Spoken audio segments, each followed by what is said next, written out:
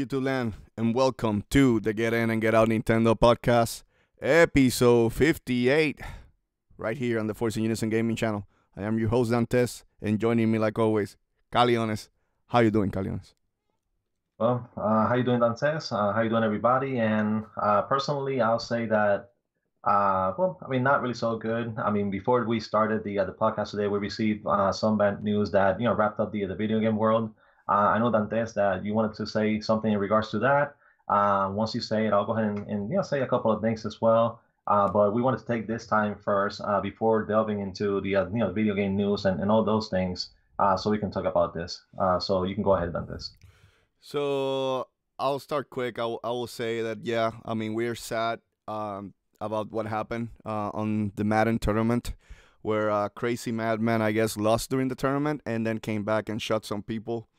I don't think video games should be a fault here. I don't think that's the conversation. I don't think we should have this conversation right now. What is a fault at this time? But what I can tell you is that it's sad that an individual who seems to be having some mental issues and weak-minded, I guess you could put it that way, uh, could not understand the meaning of losing. I mean, losing is a simple: you lost. Okay, who gives a shit? You lost. You move forward, and that's it. I mean, the other day, me and Caleones beat me in arm wrestling during Way Out. I did not went out and kill anybody. He lost in Connect 4. He did not went out and kill anyone. I mean, game is just part of having fun. And that's what it should be. And fun should be, even in losing, you should have fun. The only thing I'm going to say, I'm not going to give my thoughts and prayers because I think this country has given enough of those by this time. How many times we have had this issue, how many times we have mass shootings, and we always say the same things. My thoughts and prayers, my thoughts and prayers. And that does not give anything to the people who lost their lives today or the people who have lost their lives in many other mass shootings. The only thing I'm going to say, I'm tired of this country not be able to go into the middle in issues. It's always the right or the left. They think that they're right, and they're never willing to talk and try to discuss the issue and try to see if they can find solutions. I do not have the solutions. I don't know what is the solution. That is not my job to find solution. But we put a lot of people in Congress that we elected to find those solutions. And to me, to find those solutions is trying to find the middle ground. Try not to be persuaded by money, by corporations, because that's the problem with this country. Everything is owned by corporations. They dictate what's going on, what is the benefit of what is the loss in this country. And it is not you, it is not us as citizens. No, it is always the corporations who own this country. They're the real owners of this country. So the only thing I'm going to say is I'm hopeful that at some point maybe smart people can come to the middle, can find solutions, can find proper solutions of the problem, and that can be resolved and maybe improve upon. Because admittedly, if you look at even countries like Australia or Japan, the gun violence is way lower than ours. So what are we doing differently? And I think that's the stuff that we need to discuss and try to analyze and see if we can find a middle ground. So anyway, that's the only thing I was gonna say. Unless Calinas, you want to add something? Well, I just want to say that, like so far in 2018, we've had over 150 mass shootings this year. I mean, in this year alone, that's astronomical whenever you compare it to other countries around the world. And the problem is that we've had so many of those already. We're going to continue to have them. And so far, because one side pulls, one way, the other side pulls the other way, there has been nothing established or done in order to try to prevent them. We have the same conversation. We have the same people, making the same talking points. But at the end of the day, nothing gets done, and something needs to be done. I mean, whenever you have something that continues to happen over and over again, you have to tackle it head on. You have to make certain changes. Maybe those changes are not going to be the correct ones, but at least you're doing something to try to prevent it from happening again. And maybe by trial and error, you can implement something, see how that works, then move on to the next one and see how it works, and do it little by little until we get to a point where we can find maybe a way to like to knock it down more than it is. We're not going to eliminate it. These are things that are always going to happen somehow, but we're in August, already over 150 of them in 2018. That's way too many of them. And like Dantes said, there's other countries that they have certain things in place, and those things are working. But for some reason, here in the U.S., we are not willing to listen to one another. We are not willing to work certain things out. We always have our own agenda, and this goes, to politicians in both of the aisles. They always have their own agenda. They're voted in to carry our voice, but once they're there, they forget about what their constituents and their people that they're representing, what it is that they want, and they're always looking for them, looking out for themselves and not for the other people. This is something that needs to change, and hopefully, with all the young people that we have on the chat, all the people that are part of this channel, part of other channels, if this is something that cannot change right now, maybe if we cultivate the minds that we have today, the young minds, those minds, once they become empowered in politics and things like that, hopefully we can make a change. But something that we do know is that change is needed, and we need to do something about it, so that we not necessarily stop it completely, but that we can eliminate most of it. I mean, I just wanted to say that as well, and hopefully this time, what will be different is that people will be willing to sit down together, talk, and put something in place to try to make it stop. Yep. The only thing I'm gonna say on, since we do have a lot of young kids in our chat, guys, you can always, as you grow, you will formulate your own conclusions on issues in life. Major issues like abortion, gun control, and stuff like that. And you're gonna find which political party will be you more leaning to. The only thing that I'm gonna ask to you guys is that please remember, listen to everybody. Even if you have made your own conclusions, listen to everybody, because getting different perspectives is the only way that this country is gonna get to maybe someday having people that can reach conclusions that are in the middle ground, and they work best for this country. If you block other voices because you think that you're right and no one and everybody's wrong, we won't get anywhere in this country. And that's something that I hate on Twitter, is that people just completely thinks that they're always right. And I'm not saying I'm all right. I have changed my mind a lot. And one example I'm gonna bring, I'm a manager of a department, and I have a lot of different voices and different perspectives in my department. And typically I can come up and make a decision, but I also can change my mind. And they have come and helped me and show me the data enough that I would change my mind.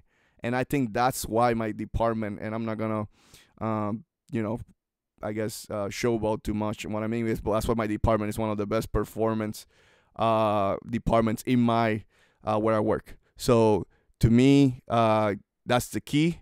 Always listen to people and trying to do the best judgment that you can with the information that you have, but also at the same time, inform yourself.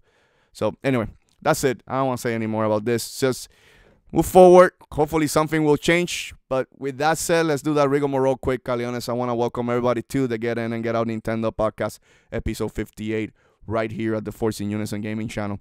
Please remember to subscribe, like, and comment, and hit that bell so you can make these two crazy MFs happy. Also remember, hey, you can get this podcast on SoundCloud and iTunes for free. Rate us over there so you can show us some love. Also, go to the description box below so you can see the full channel schedule. Remember, tomorrow we'll have PlayStation Mondays. Then Wednesday we'll have Nintendo Wednesdays. And, of course, Friday we'll have Fortnite Fridays. Also, Facebook page at Force In Unison Gaming. And finally, and Dantes says finally, go to forceinunison.wordpress.com and give some clicks and love to my boy Caleones. With all that said, Caleones, I know it's tough, but are you ready? I said, are we all ready? So for the people not in attendance here, of course, because it's my house, and the 15 people, appreciate it, guys, watching around the world, let's get ready for Reggie's Hot Topics of the Week. My body is ready. My body is ready. And Caleones, what is the first hot topic today?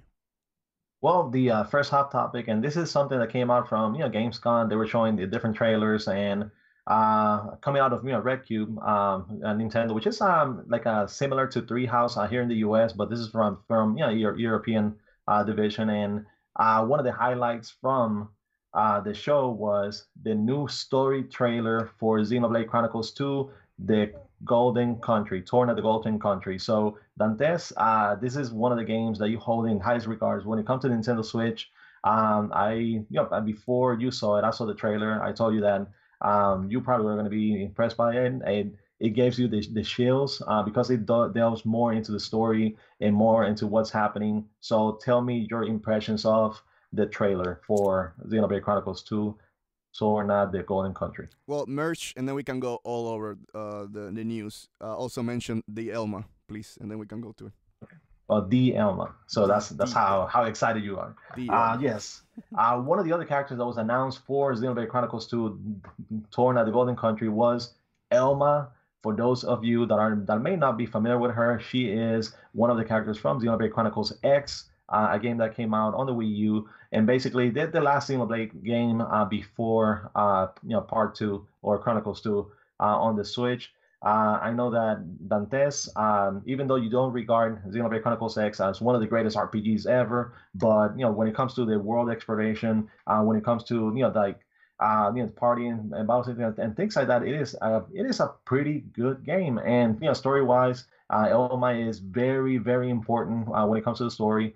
And seeing her coming into this game, it may not have been as big a surprise because we've already had other characters coming in and being part of it. It was data mine too, so. It was also data mine, so some people kind of like spoiled the announcement before it was officially made. But overall, your impressions on this of all of this?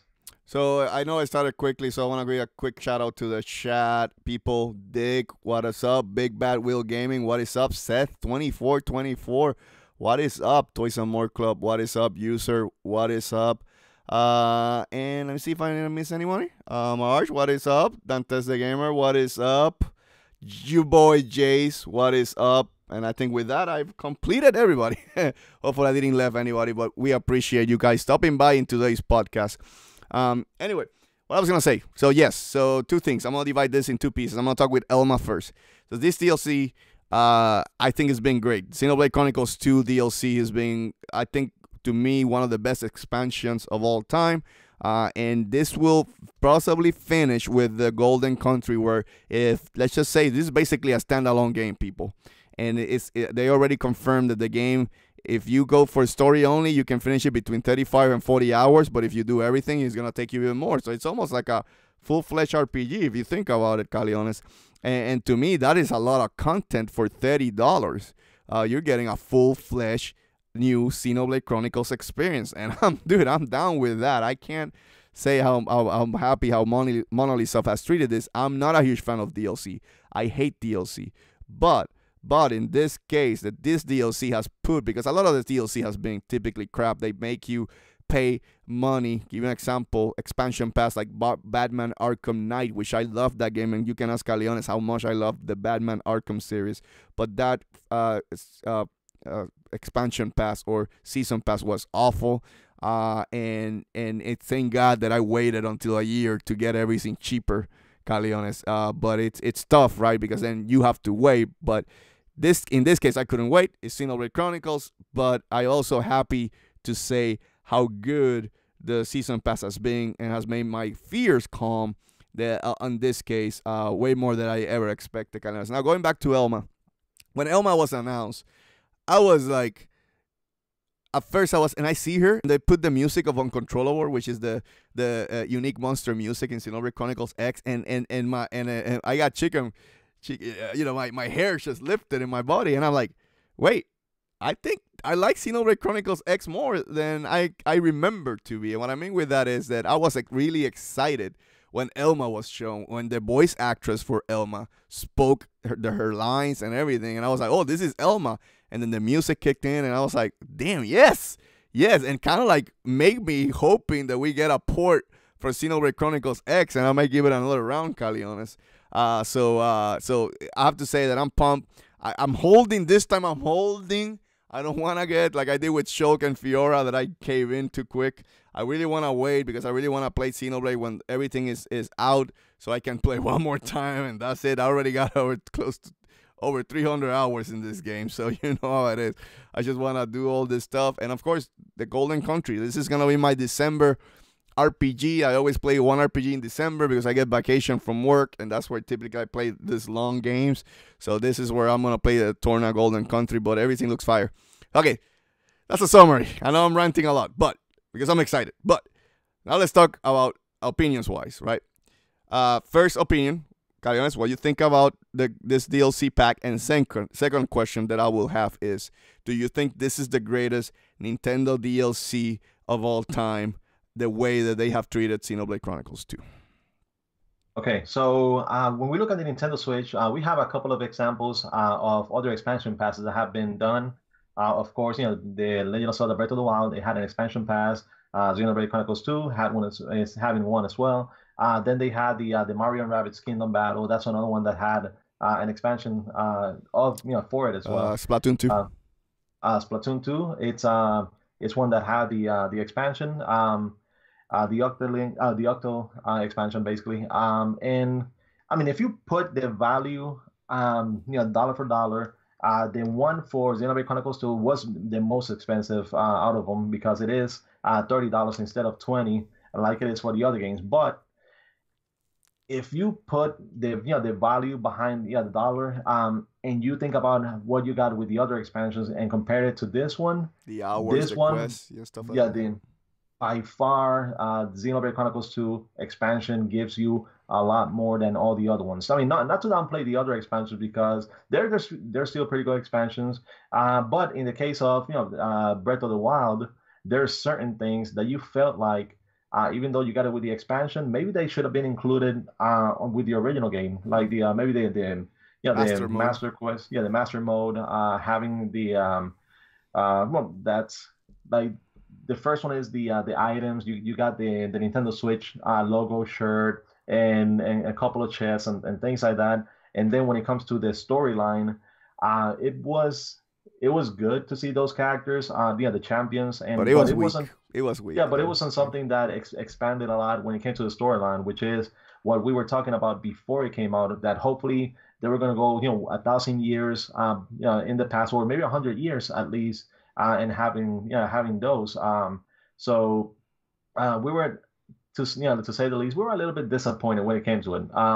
When it comes to the Mario and Rabbids Kingdom Battle, I still haven't played it, so I still can't say anything when it comes to the game overall. But what you're getting with it, aside from additional stages and the Donkey Kong expansion, that's basically it. You're not really getting anything else from it. So it's still limited. You still get it's not really a full game, the Donkey Kong expansion, and you can't really compare it to Torna when it comes to game size, game length, and how much time you're going to spend on it, because it's, I mean, way different when it comes to the time that you're going to be dedicating to one and the other in order to beat it. And the other one is the Splatoon 2 Octo expansion. Yes, it gave you 80 stages for the single player mode, so it gave you an expanded single player mode. It gave you additional items and things like that were included as well. But how much has Xenoblade Chronicles 2 given you with the expansion? Another news that they added, and this is just cosmetics, and some people were making a big deal out of it, saying that it was either unnecessary or whatever, but even the swing gear. So the swing gear, and this is Japanese tradition. This is what they do. I know that we're here in the U.S. We think of those things differently, but that's their culture, and that's how they want to do those games. And maybe it'll help appeal for the people in Japan because the game has been selling great outside of Japan. It has even though it's the highest selling Xenoblade game ever in Japan, but. And when I say highest selling, I mean the Xenoblade Chronicles, Xenoblade Chronicles X, Xenoblade Chronicles 2. It is the highest selling one, but one, not by much, and two, it's sold better outside of Japan anyway. So hopefully, maybe those kind of things with cater, to the Japanese people will bring them in. But either way, Dantes, punch by punch, number by number, dollar for dollar. What do you think about the Xenoblade Chronicles 2 expansion versus the other ones? So, two things. 100%, I will say that to me, this is the greatest DLC that Nintendo has done. Monolith has done. This is where you say you get a lot of bang for your buck. All the quests that you've gotten in this game, all the challenge mode, how fun the challenge mode was. The new blades, which the blades expand because it gives you new techniques on the battle system, which I consider the greatest RPG battle system of all time, to go and face those challenges, those bringer of chaos difficulty. Those things show you that the developer knows their battle system really well, because each blade that they brought in is for a purpose. It has a purpose. If you don't know the battle system to use, it's just another blade. No. Give you an example, Caleones. Elma brought Overdrive, which is a way to play gameplay on Xenoblade Chronicles X.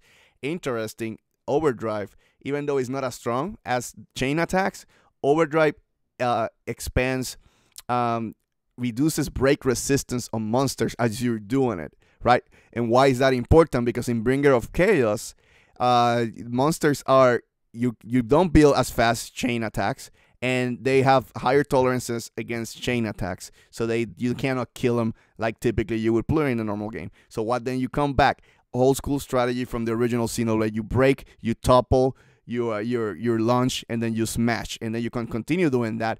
But how you reduce the break, because they have high break resistance, how you reduce that? Overdrive comes into play. So Elma is a perfect blade to be used if you're trying to do a Bringer of Chaos mode through the game. So every blade that they brought in has a purpose for him or for her.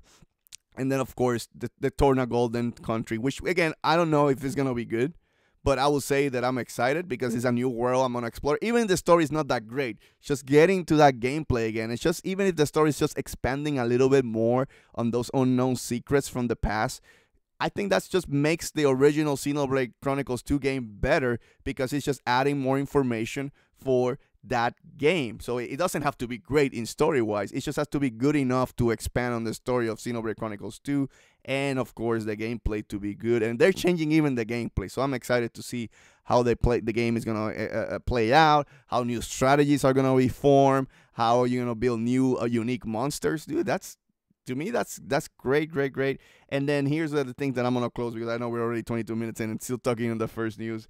But we're gonna bore the peeps of Xenoblade Chronicles. But the best part of all this is being done by 40 people with a little bit of help, outsourcing, fine. But if you guys know something and you outsource some work, it's cheaper.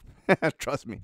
And then you're gonna have people like me who then they go and they're smart. They said, we're gonna give you the physical edition of the Golden Country. Crap, I already had bought the expansion packs. But I want that physical edition. God damn it. So then I'm gonna buy. I already bought the physical edition and reserved it. So then, of course, Caleones gets the benefits of that, because I'm gonna give him the code for the Golden Countries and the expansion packs, because it comes with the code for the expansion packs fully. So that way, Caleones, you can enjoy the Golden Country, and we go from there. So to me, even though I don't think this is about sales so much, how much the Golden Country is gonna sell, because it's more of a standalone. But it's building on the original, and it's gonna help Monolith Soft make more money. So again, they can keep growing as a studio. Again, this studio is awesome. They're split in three, where they help Nintendo and a lot of their big games. So that there's one building that's just for that, and then, of course, the other building is working on the AAA. So they're probably gonna be expanding even in this new IP, new game that they're gonna come out with at some point. And maybe these 40 people that they have just to make money on the side, and they always say money on the side, where Xenoblade Chronicles 2 makes so much sales, or it's the highest selling Xenoblade game. They can maybe ports and work on ports with those graphics. Imagine Xenoblade Chronicles 1 with those graphics. Imagine Xenoblade Chronicles Xenoblade Chronicles X ported over. Switch, I think the Xenoblade fan base, they got a lot of new people right now thanks to the Switch and the popularity of the Switch and how good the Switch has sold. So I'm hopeful that they bring Xenoblade Chronicles 1 and Xenoblade Chronicles 2, because you, Caleones, you never played Xenoblade Chronicles 1. I told you, to me, it's the greatest RPG of all time, but you played Chronicles 2 and you liked it a lot. And you missed some of the excitement that you would have even more if you would have played the original. Like when the big reveal, I'm not going to say the character's name, but when that reveal happened to you, it was just another character. Who's this guy? But to me, when that reveal happened, was like, no way. They're connecting the games. Oh my God. So to me, again, hopefully with this new fan base that we have, a lot of people seem to really enjoy. Again, in our highest video view count that we have is this as all Xenoblade, mostly Xenoblade games, which means that there's been good excitement for the game. I'm hopeful that they bring the two games over. This is one of the few scenarios that I'm poured this shit over and let it happen. But anyway, closing thoughts, Caleones, so we can move on to the next one. Well, I mean, just closing thoughts. It's that when you look at the hard count when it comes to selling the copies sold, it hasn't really sold as many as the other games. I mean, not even close to Super Mario Odyssey or Breath of the Wild or Mario Kart 8 1 second, Caleones, because I've been ignoring the chat because I'm doing my.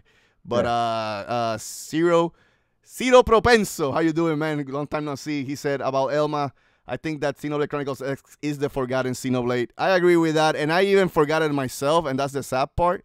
But when Elma came out, I was like, oh my God, I like this game better than I remember. So I understand what you're saying. It is the forgotten game, and hopefully bringing it to the Switch will bring new crowd. Sorry about that, Caleones. Go ahead. Well, I mean, I'll switch a little, especially with Xenoblade Chronicles X. My personal preference is, well, one, I think that it will eventually make it to the Switch. I think it's going to be ported over. It's not really going to take that much to port it over because the game engine from Xenoblade Chronicles X is the same one for Xenoblade Chronicles 2. So they already have they know how to move that engine over to the Switch. So that's going to be something that should be pretty easy, and they should, and I mean maybe even the outsourcing teams will be able to do it. But I think that that's a great opportunity for them to maybe give it a little bit of Phantasy Star Online. And when I'm talking about that is not when it comes to the single player, but in Xenoblade Chronicles 6, you have missions that you can take and you can play those missions, quote unquote, with other people online. Maybe they can expand on those missions and having the people be there at the same time, playing with one another, maybe incorporate the voice chat, hopefully not through the Switch Online app, but somehow so they can take on those missions. And also I think that's a great opportunity to give even more a little bit of the online gameplay and expand it on Xenoblade Chronicles X. That's my personal preference, and I think that's something that could even help the Xenoblade Chronicles X even sell more on the system. So that's my take on it. Hopefully they'll do it, but if you don't have anything else to say, we can go ahead and move on. No, I was gonna say that I'm hopeful they port it because I would like to play some online and maybe to your point, expanding some mechanics from Xenoblade Chronicles X. Expanding the online would be better, like new online missions, better online missions, because the online missions were, it reminded me a lot of like Phantasy Star Online on the Dreamcast, kind of like those type of missions. So expand on those, and you and I could play. I think that would be exciting to go and play those games. I was going to say to James, thanks for looking out. I had Octopath Traveler spell wrong on the title, so appreciate it. I write this really fast before we go to the string, so... So anyway, and Linky, thank you for joining us. And I'm sorry about last night, our way out. We just finished it this morning. We're just gonna finish it. And I got the plat. But that last chapter was really exciting, where you had the two characters going through the mansion. Kind of felt like a little bit of like a Scarface type of vibe. Yeah, but don't say the details just in case. No, I'm not saying the ending. I'm just gonna say we can still go back. Yeah, we can still go back and maybe do a live stream so we can kind of like complete it and just have the 3 videos online with the complete story. That's something that we could do, and we'll think about it. We'll think about it. The views weren't there, Caleones, though. We're like fucks, though. We're like fucks. Anyway, guys. 17 people watching. Come on, only 10 likes. Hit that like. Remember, like, subscribe, and comment so you can make these two crazy MFs happy. Anyway, with that said, Caleones, let's go because this next news is going to be big. And I think we're going to have a lot of good discussion of a little game called Octopath Travelers. That's what I written originally. Octopath Travelers. So anyway, Caleones, go ahead with the next piece of news. Okay, and the next piece of news, and this is something that I take real pride in saying, and it is that the Nintendo Switch was July's best-selling hardware, and this comes out of in all the platforms. So best-selling over the PS4, over the Xbox One, and not only the best-selling one in quantity, but also in dollar amount. So it was able to take the #1 place, and this is not only when it comes to the hardware, but like you said, Octopath Traveler came out of nowhere and surprised everybody by being the #1 selling game in the month of July. And this is for an old school 2D sprite JRPG, of which everybody thought it was going to have a small niche, maybe like a small crowd on the Switch that was going to embrace it, but no, it's been surprising everybody, and I'm still angry at Japan because they still haven't been able to produce enough copies for the people over there. It keeps being sold out over and over. So hopefully they can do something with that. But either way, this is from the MPD. How surprised are you, Dantes? Surprised as hell, Caleones. So, like, I knew Octopath Traveler would sell when it came out, and you can see the excitement of people, right? Here's what I'm surprised, and I think here's a good discussion, right? I never expected it to be a system seller. I honestly thought that Nintendo would lose MPD all the way until Pokemon Let's Go and Smash would come out, because those are the two big titles, and Sony was kind of enjoying a good roll of a lot of quality exclusives, what has pushed PlayStation to be the #1 selling console for the last, whatever months, how many months in the year. And Spider-Man was coming next. So I was like, there's no way Nintendo is going to. So it caught me by surprise when I read the news and I hear Octopath Traveler became the #1 selling game to start with. Let me start there. I never expected to be like the #1 selling game for the month, right? That I didn't expect. I expected to be 2, 3, 4, whatever. But then the Nintendo Switch, the amount of hardware that they sold, it's not only that they beat Sony and Microsoft, they destroyed that month Sony and Microsoft with the growth of console sales that month. As again, they don't give you sales, but you get an idea once you calculate percentages and X, Y, and Z, right? So here's the biggest surprise of all this. I'm not doing a long rant right now. Is Octopath Traveler became a system seller. Let that sink in, people. A niche RPG became a system seller. And to me, I'm happy about that.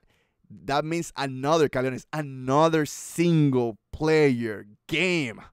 Again, showing some of this AAA, like our friend Jim Sternley says, companies that say that the future is online, a game with services. Another single player game just comes out and destroys the competition. Damn, I'm happy about this game being like that. I'm happy because I'm excited to play it. I'm hopeful that, again, in this December, it's going to be, again, another game that I want to tackle. The graphics look beautiful. RPGs coming. Don't call it a comeback, like our old friend L. Cool J would say. Damn, I'm old. Anyway, but what I was going to say is I'm happy for it. Hopefully this means that we're going to get quality RPGs. You got now the engine, to your point. I know the story has taken a hit. The story has not been great on Octopath Traveler based on the reviewers. So I'm hoping that now we get like a quality story-driven RPG with those graphics. I think the company who did Octopath Traveler, to clarify, they're talented enough that they can do it. So I believe that they will probably do a sequel. They'll get the feedback from people, and I think they will do a better job in storytelling next time, where the next Octopath Traveler, Caleones, could be fire. I mean, could be one of the best RPGs of all time. You learn a lot from your first game coming out. Next Octopath Traveler could be even better. So anyway, with all that said, I'm happy. When I saw this news, I was really proud, because again, this also shows Square Enix. You don't need Final Fantasy 15 to be built for 20 years for a game to come out, because it's not about graphics. It's about gameplay. It's about quality of the game.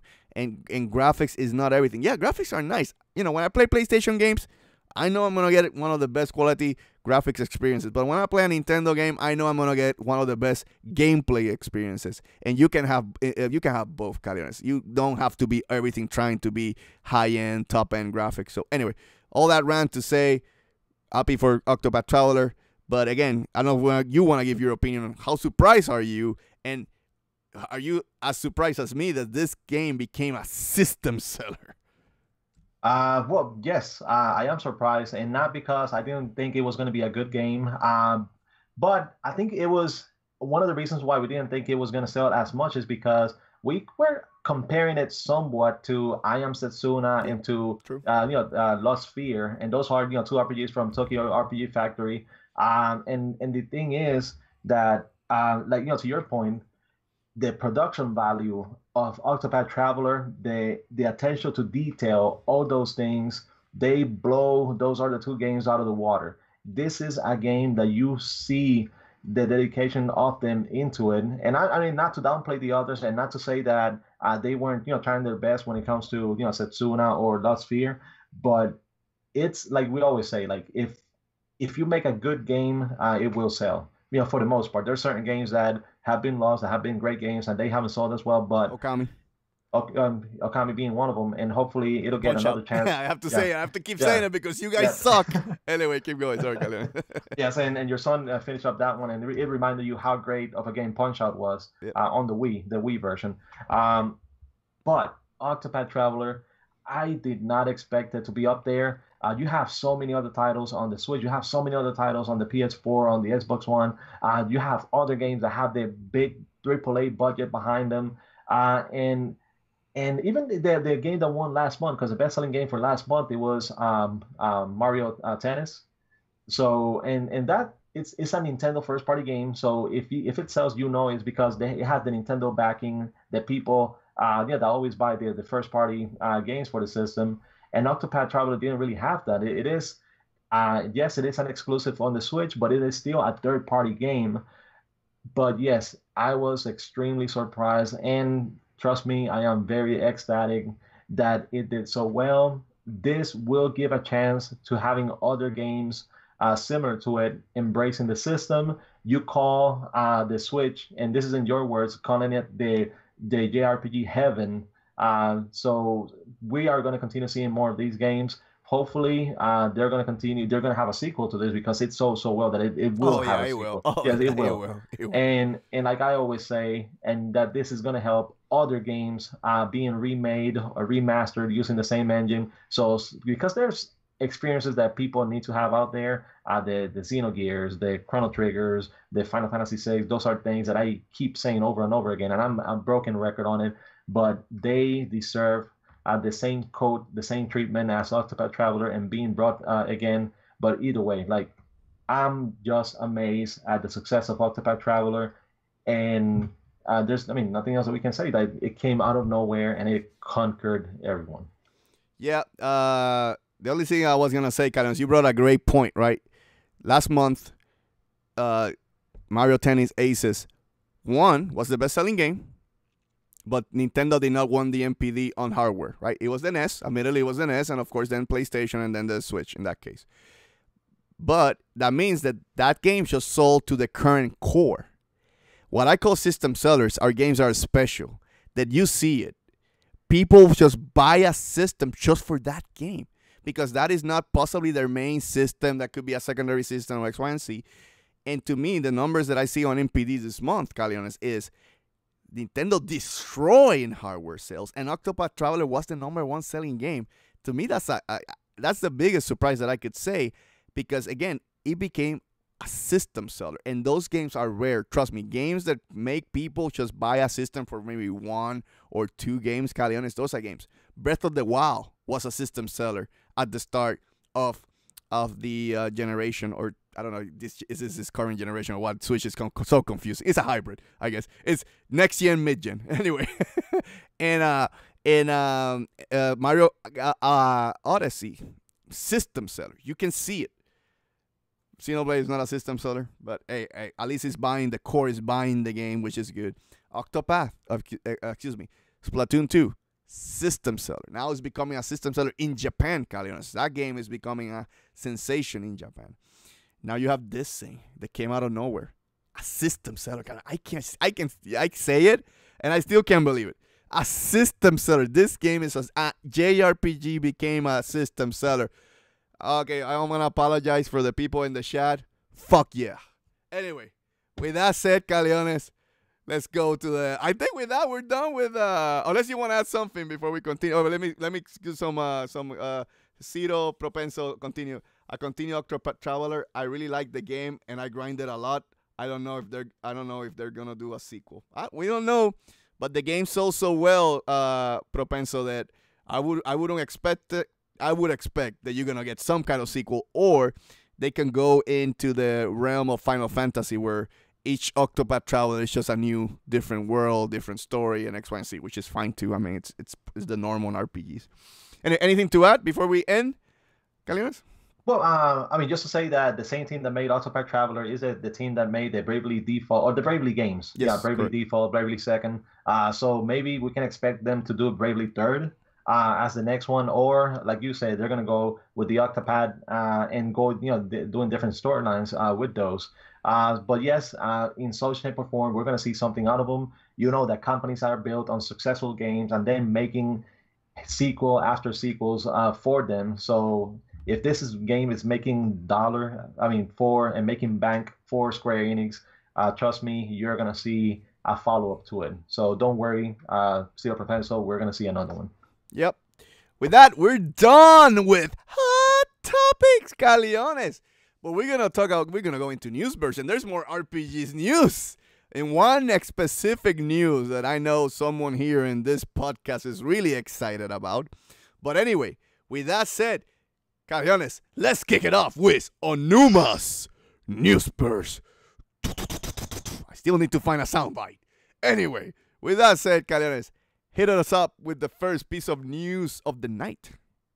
And the first piece of news is that in just 2 days at 9 a.m. Pacific time, 12 p.m. Eastern time, we are going to be getting an Indies showcase. Yes, we already had one, like last week, but that one was the European version. This is for the US. And granted, the one that we had in Europe was more so developers, from Europe. So this one is going to be more American developers or global developers as well. So you can probably expect games like, Travis, no more, Travis Return, no more Hero. So you're going to see more information on that one. You're going to see more information on other games, bigger title, even though they're indie, but probably bigger indies than the other ones that were shown. So tune into it in 2 days, and just I know that after it comes out, we're going to be talking about the games shown.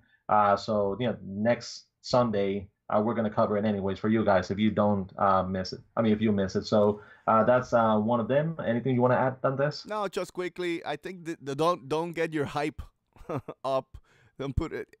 I believe that a lot of the games that we saw in the European Indies version is gonna be repeated here in this one. This is more dedicated to the US market. Yeah, you'll get a couple new ones, but just don't get your hopes up that you're gonna get, oh my god, something really excited. But yeah, we'll discuss it in the next Get In and Get Out, Caleones.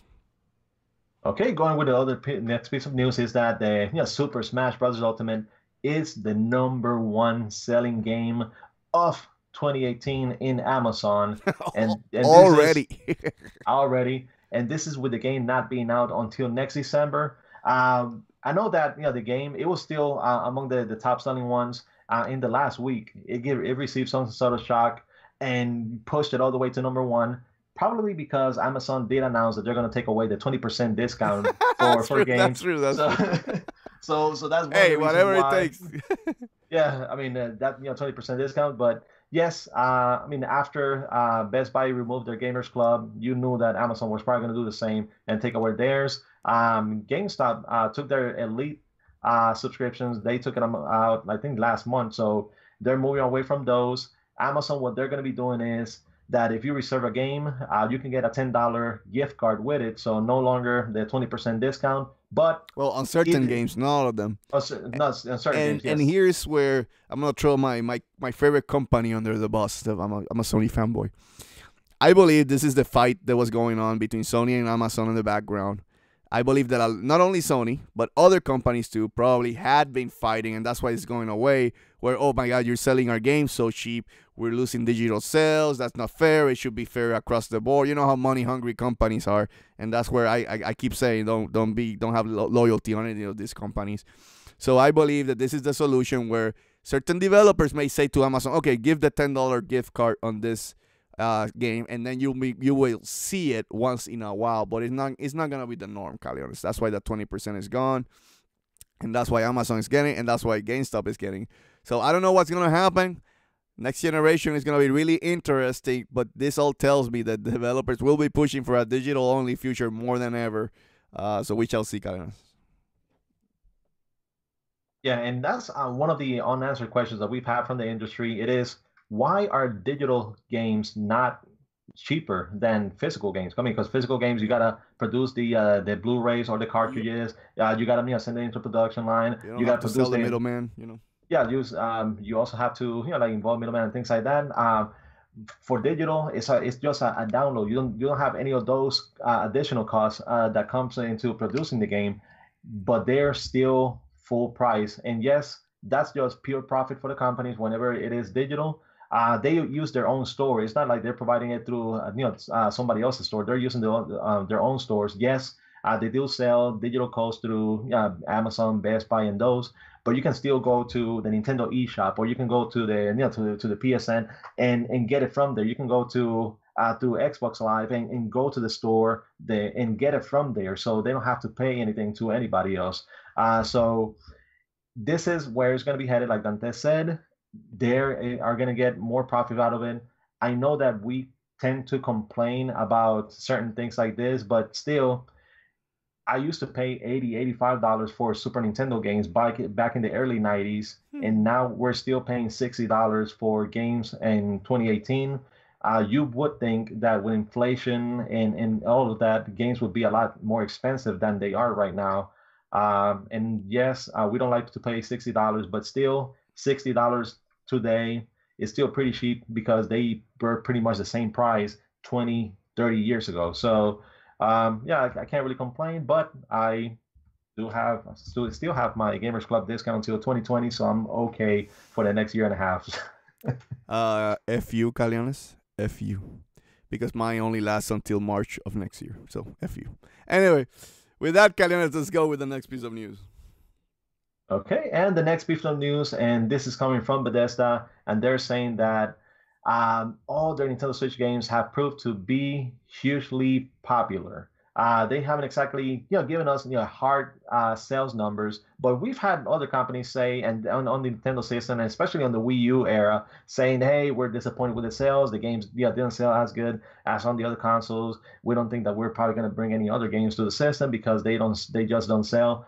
Bethesda is one that has been very supportive of the system, and they just keep bringing the games. The next one is going to be Doom Eternal, and it's going to be a day and day release with all the other consoles. And that's something that surprised me because you would think that, oh, well, Nintendo Switch, you need additional development time to optimize it to the system. But it seems like maybe the gap of the Switch and the Xbox One and PS4 is not as big as we thought it was originally. But to go directly with the quote from Bethesda, they said, it was hugely popular. All of the stuff that we did, I think folks enjoyed and appreciated, and we wanted to make sure to say right up front that this is a title we want to bring to Switch, and we think it's gonna be another awesome experience. So, your thoughts about this, Dantes?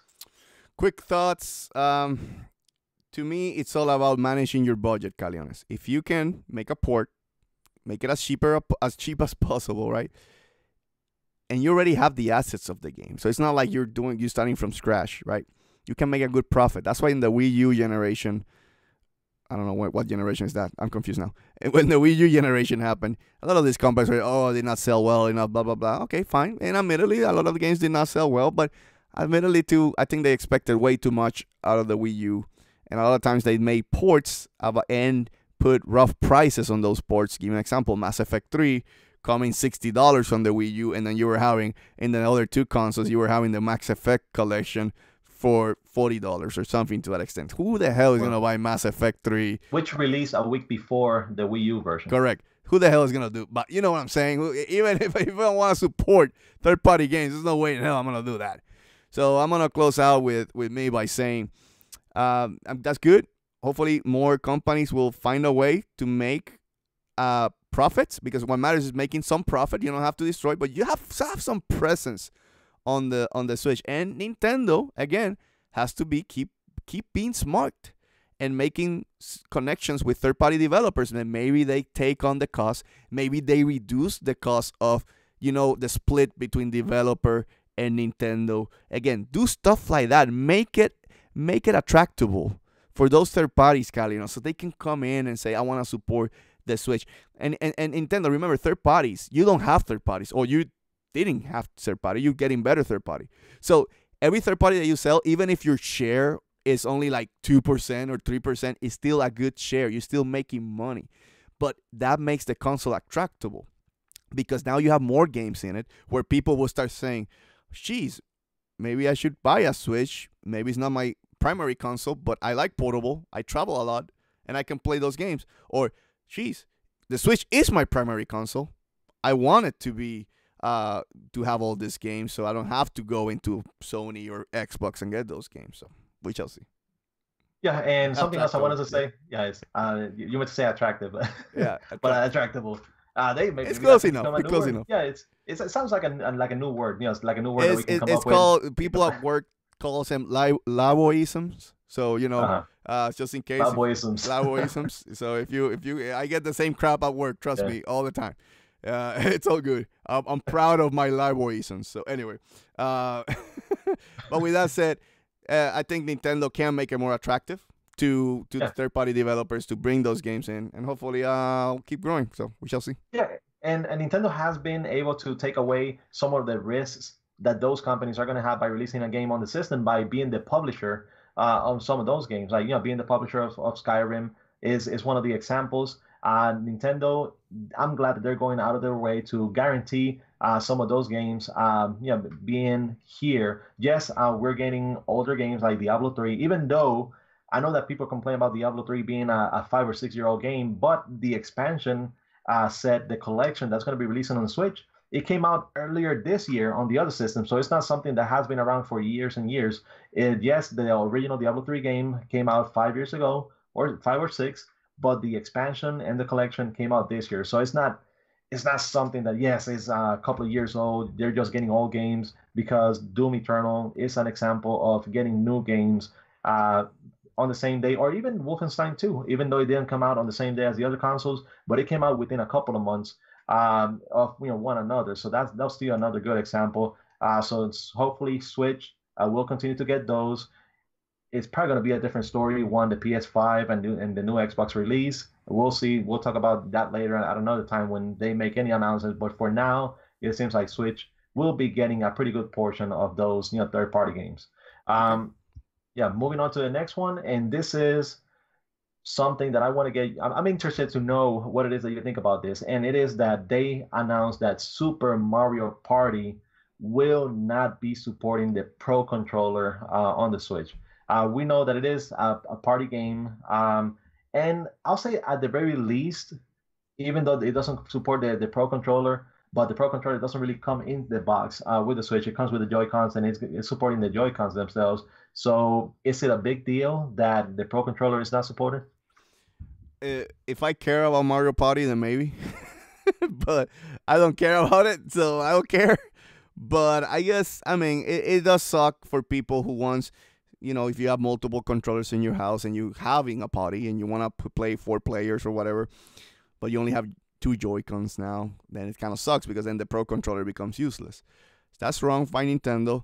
Hopefully Nintendo will fix it. It's the best way I could put it. Remember, Nintendo sold this system as a system of options that you can play whichever way you want to play. So Nintendo, you better not pull back out of that promise, and hopefully you'll give some support later down the line. Maybe I understand, maybe they want to release the game and they haven't had time to make that support. But with the world that we live in, with patchwork, I mean, we're probably going to see it down the line.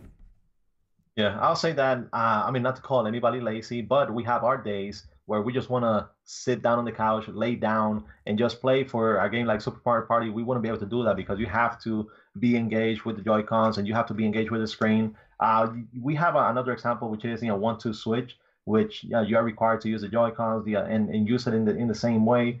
But still, maybe make it a little more accommodating for those of us that may not want or may not feel like playing it that way, but still wants to play the game in any given day. So we'll see. But not that big of a deal. You kind of knew that it's for a game like Super Mario Party, there was a certain way that you were going to play it. I'll say it was probably a bigger issue back in the Wii era, where some people didn't want to do the motion controls, and those were things that you absolutely could just make on a regular controller, but they never did. I think that's a bigger issue than this. We can just move on. That's fine. Go ahead, Caleones. Okay, going over with the next one, and this is that alongside with the announcement of Diablo 3 of the Nintendo on the Nintendo Switch, it is that it will be running at 60 frames per second, both on handheld mode and dock, and that the handheld mode is going to be 720p, and the dock mode is going to be 960p as well. Just to give you an example, another game that runs like this, not on 60 frames, but in 30, but at resolutions of 720 and 960 is Mario and Rabbids Kingdom Battle. Even Mario Odyssey runs at 60 frames per second, 720p on screen, 960 in dock mode. But I mean, and when it comes to handheld, 720p is the highest that you can go anyway. So, are you surprised that Diablo 3 was able to achieve this? No, I mean, I don't think that game looks that demanding. So, I mean, good. Hey, every time a developer can get us that sweet 60 frames, hey, more power to them. Okay, and moving on to the next piece of news, and it is that Shigeru Miyamoto's Super Mario's dad and half of the IPs on Nintendo, that he warns the video game industry not to be greedy. And this is coming from his quotes that he was saying. This is during the Computer Entertainment Developers Conference, and he said that we're lucky to have such a giant market. So our thinking is if we can deliver games at a reasonable prices to as many people as possible, we will see big profits. I can't say that our fixed cost model has really been a success, um, but we're going to continue pushing it forward until it becomes entrenched. The way everyone can develop games in a comfortable environment by focusing on bringing games to the widest range of people possible, we can continue boosting our mobile game business. He also said that it's necessary for developers to learn to get along with um, and this is talking about subscription style services. He said that when seeking a partner for this, it is important to find someone who understands the value of your software. Then customers will feel the value in your apps and softwares and develop a habit of paying money for them. So anything that you want to say in regards to what Miyamoto is trying to convey on his interview? Not much. I mean, he's right in a sense. At least I'll give credit to Nintendo. They've been trying to push the fixed price model. We haven't seen a game with services type of deal yet in the Switch by Nintendo. I mean, by Nintendo, remember that. And they, of course, in the mobile market, then they work more. That's game with services because the mobile market is already made that way. But I think the message that he was trying to say, even for games with services, is that you really have to understand the value of what you're giving the player, so players can keep spending money on the game, right? And a perfect example, Battlefront, they did not understood the value, and of course they got they got their ass kicked by the players because they tried to abuse the model. I guess you could put it that way, and that's where I think Miyamoto is warning developers: just take it easy. Think also about your profit margins, but have realistic profit margins. What I mean with that is a lot of developers, or a lot of publishers in this case, not developers, publishers, they think, how much can I milk money out of the customer, instead of thinking, how can we make a good profit but still make a really good game so people will keep coming back on our franchises. Simple as that. Simple as that. We shall see. Yeah, and moving over to the next piece of news, and this is about the Switch Online app, about the Switch Online, and it's going to be finally releasing next month. That's when everybody's going to have to pay for the online on the system. And even though they haven't really gone into detail about everything, I was expecting maybe Nintendo to do like a direct or something like that, or an extensive video on how it's going to work. But still, little by little, they're releasing details on the service, and one of those details is that the service will enable voice chat during NES or NES gameplay sessions. So, Dantes, what do you think about Nintendo enabling voice chat? And of course, this is through the Switch Online app, which I don't know how many people are really using it.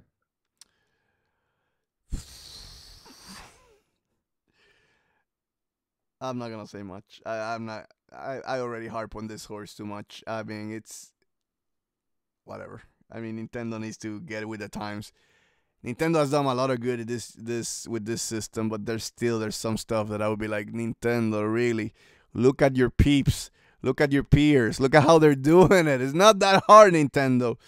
On another podcast, someone lost all their data for Monster Hunter when they were transferring to the new Monster Hunter game on the Switch.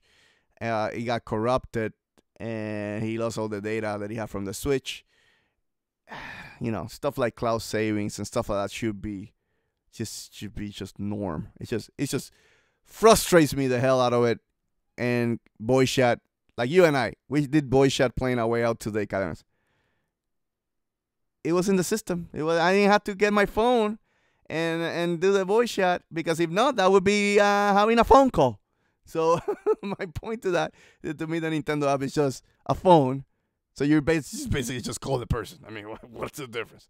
But anyway, hopefully Nintendo will get better, but they still way behind with the times, Caleones.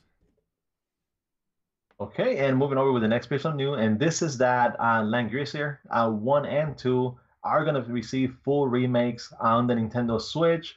And this is some of the details from the production of the game. They said that it's going to be produced by Kadokawa Games. Shara Annie is going to do the planning and production.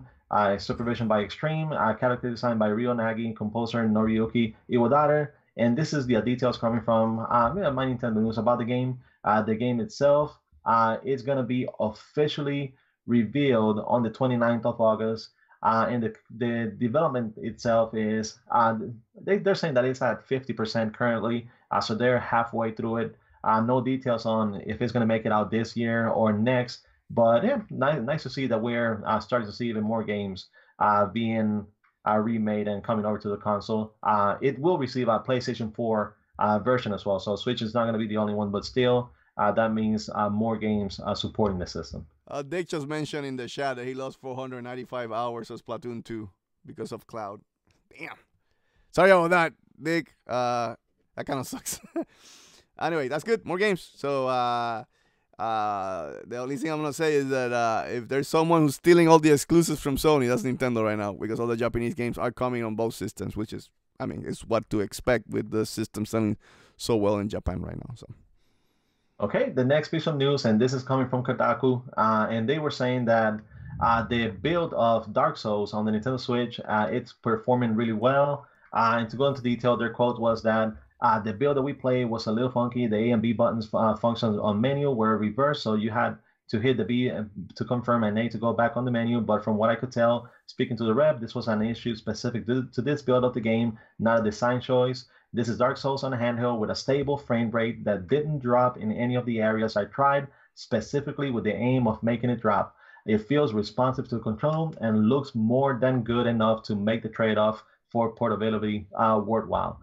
And I'll go, into more details, because they did make an announcement that the Dark Souls trilogy will be releasing for the PS4 and Xbox One on the same day that Dark Souls Remaster is going to be coming out on the Switch. I know that there are certain people comparing this to Mass Effect 3 and Mass Effect Trilogy on the Wii U and on the other systems. But I really don't see it the same way. One, because Mass Effect 3 coming out on a Nintendo system was the third part. You never had Mass Effect 1 or 2 on any other system, on any of the Nintendo system previously. So it was just the third part, and you were asking people that may have played it to play it on there, or people that never played it to just say, hey, forget about parts 1 and 2, just jump straight into 3, even though this is a story-heavy game. Forget about what's happened before and just pick it up from here. So it was a bad business decision to make Mass Effect 3 for the Wii U to begin with, and even more so by releasing a trilogy on the other systems and not on the Wii U, where it could have benefited because they never had Mass Effect. In this case, Dark Souls Remaster is the first Dark Souls game. So people on the Nintendo system are going to be playing the first one. So it's not going to be a second, third, or asking them to jump in at a game whose story or lore has already been explained and expanded on previous entries. And the other is that, yes, you're going to have the trilogy releasing on the other consoles, but one, the trilogy is going to be $80. And you can, in two, those games are already available on the PS4 and Xbox One. So it's not like they're porting over games on the PS3 and 360. Those games were already on the Xbox One and PS4. So it's not really a big deal. I know that when I first heard the news, I was disappointed, but then once the details started to come out, I understand it. It's not a big deal. And like they say, the portability factor for Dark Souls remaster on Switch, it's kind of a big deal. So hopefully it will get more people that haven't experienced the game to experience it for the first time. We shall see, guys. There's not much to say. I never saw the original news, a big deal, so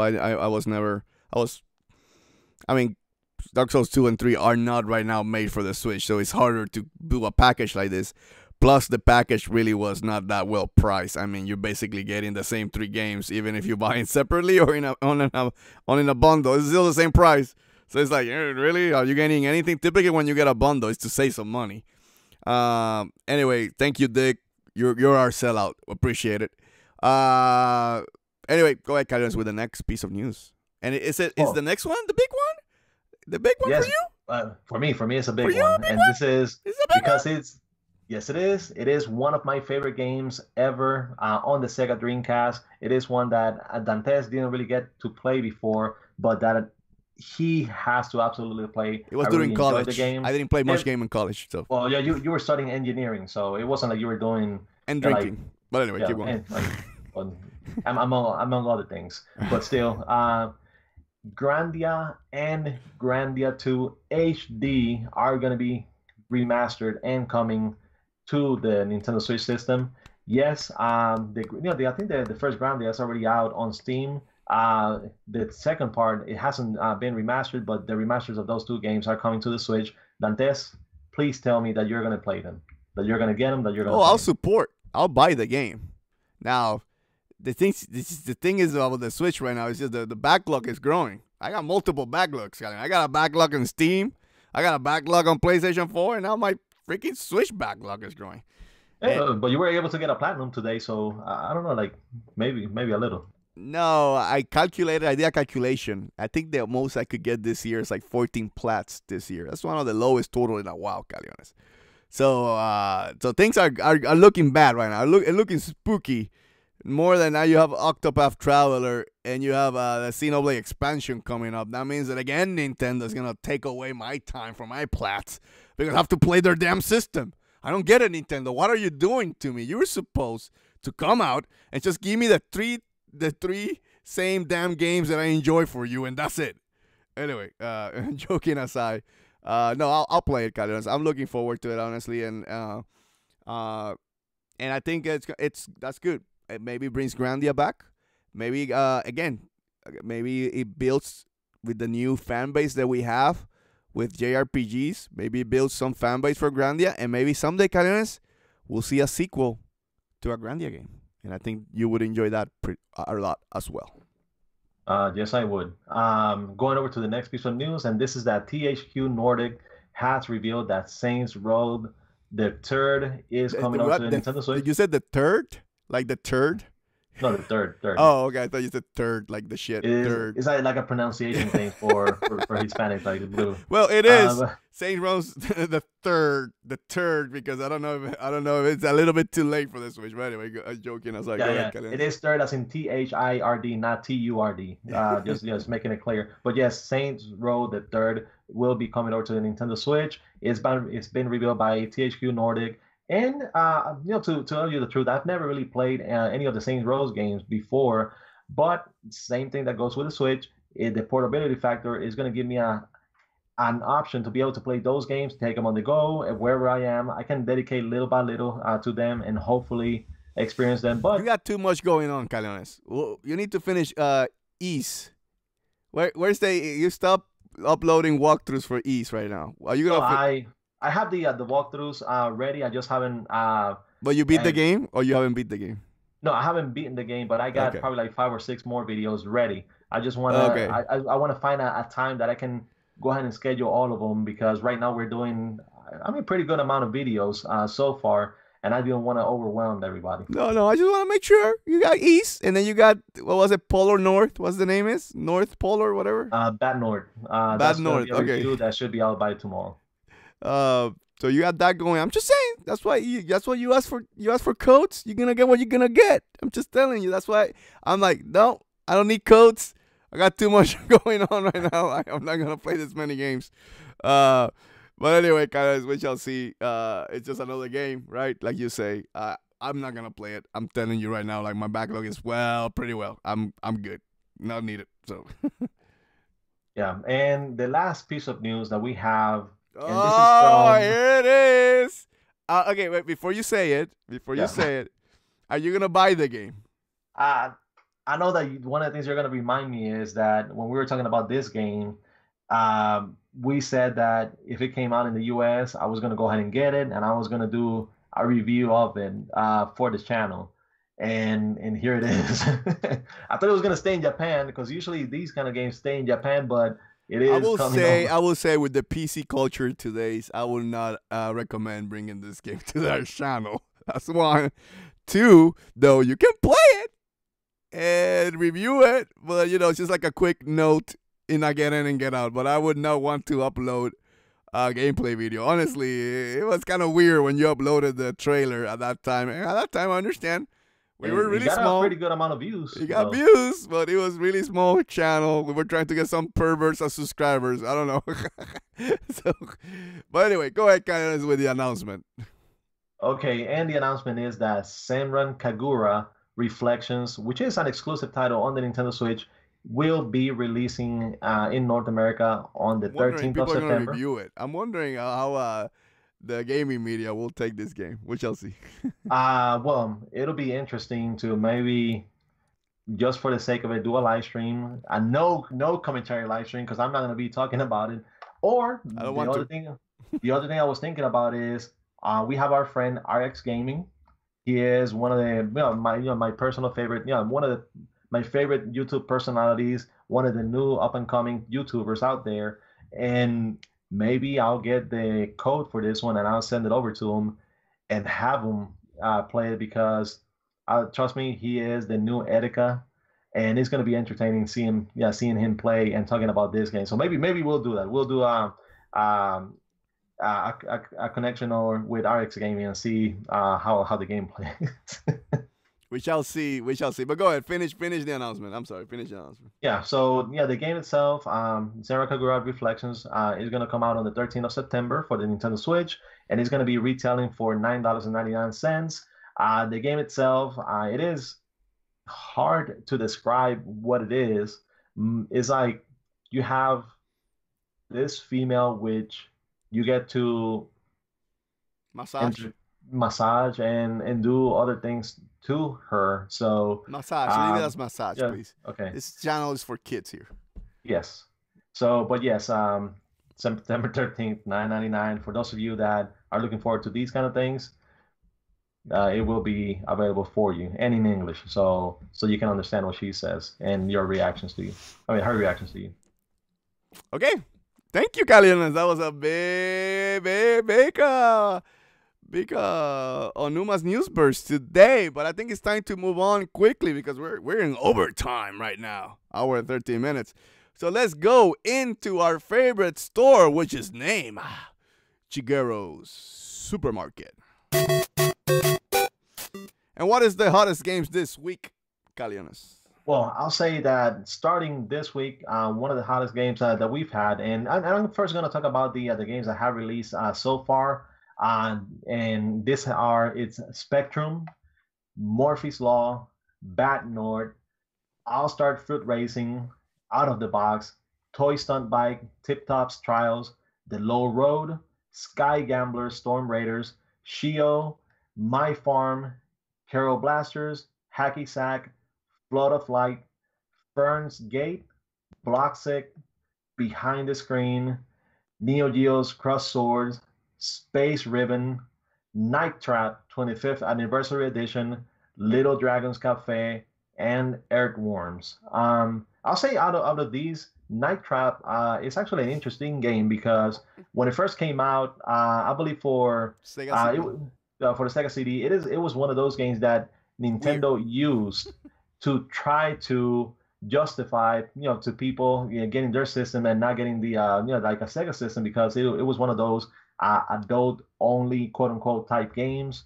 So and even it was featured in Congress. They were talking about this game and how it wasn't appropriate for kids or or people that normally would be playing games. After 25 years, it's finally found its way to a Nintendo system, and I'll say at least we are more accepting when it comes to certain games and certain things. The games, they're there. If you want to buy it, you get it. If not, then you don't. But this is what I like about Nintendo because they're changing their culture, they're changing their things. No, it's not a really big title. It's not one of the all-time greatest games ever made, but still, Nintendo is a little more accepting of like other type of games on their system. And any thoughts? No, just quick history wise. I mean, Sega was the reason Sega was able to compete with Nintendo is because they were getting to that crowd that Nintendo was not catering to, which is more teens at that time, more adults in a sense. Sega was the adult console. That was always the joke. I have both systems. Again, I've always been a multi-console owner, so I understood both. I understood both had really good games, and you had to have both. But the problem with Sega was that they messed up. Their messaging, the Sega from America always fighting with Sega from Japan. Basically producing multiple consoles so fast with the 32X, with the Sega CD, then the Saturn, and then they kill all of that, and then quickly with the Dreamcast. It's just Sega. I myself, I was a Sega fan.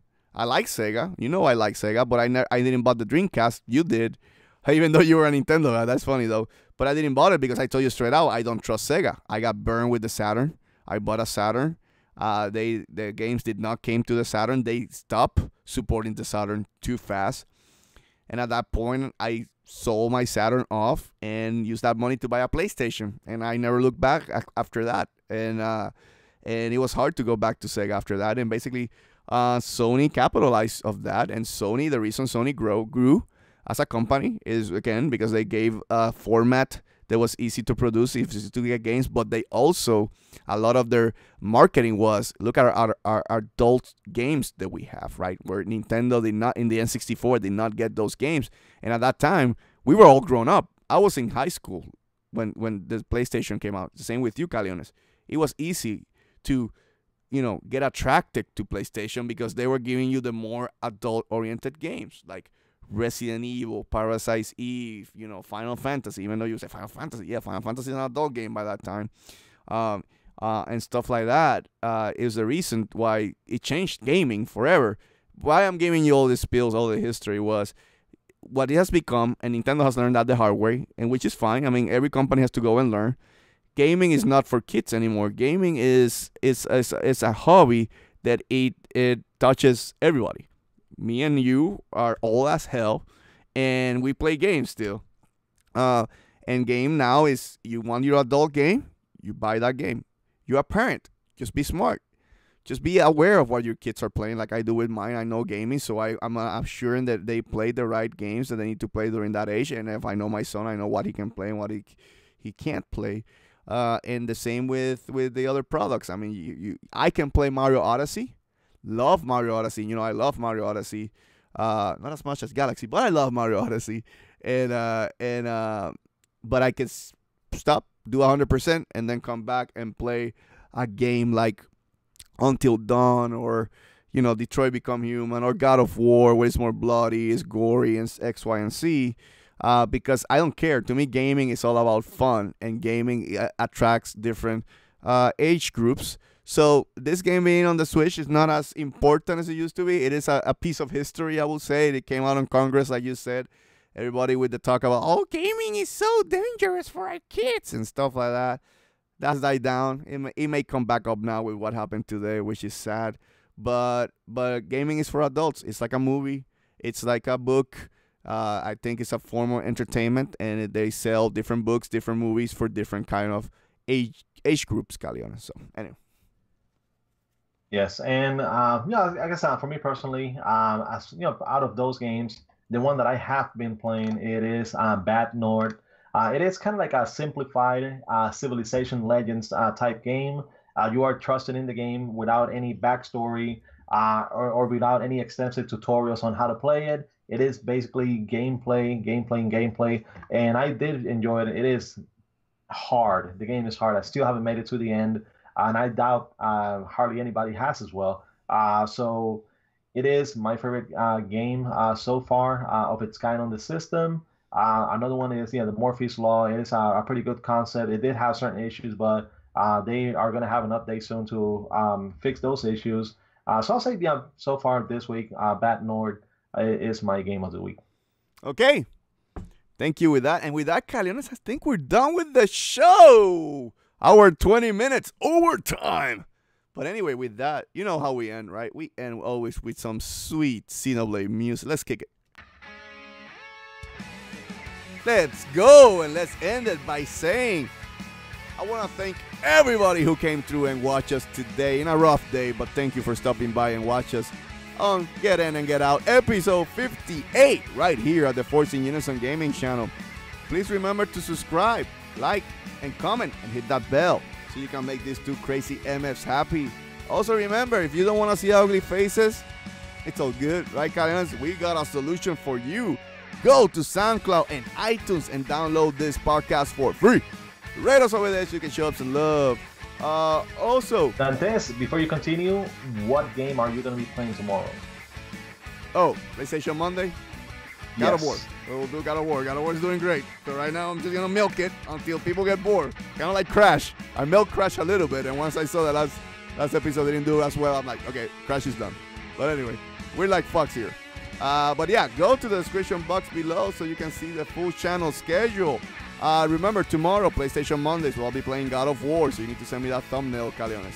On Wednesdays, Nintendo Wednesdays, where, of course, Inkling G and Caleones play a little bit of Nintendo for your entertainment. Friday, Fortnite Fridays. Inkling G loves playing Fortnite, and you should too, and you should play with her too.